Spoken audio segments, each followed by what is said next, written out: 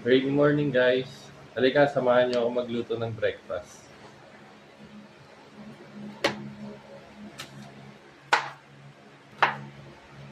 Iwanan natin ang bawang at sibuyas, kaya umpisahan na natin ang pagluluto.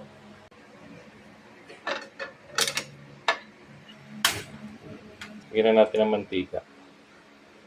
Ayan, mainit ng mantika niyan, kaya lagay na natin yung sibuyas at bawang. Tapos lagay na natin yung sardinas. Asin, saka konting paminta. Konting suka. Na siya guys, kaya isasali na natin siya. Oh, sarap niya no? Pag umuulan, sardinas. Tapos, mag-fried rice naman tayo. Yung pinagamitan natin ng pinaglutuan natin ng sardinas kanina. Dito na rin natin siya lutuin. Yan, gisahin lang natin yung bawang. Ayan, lagay na natin yung kanin. Sarap to, sinangag. Umaga. Yan natin ang asin.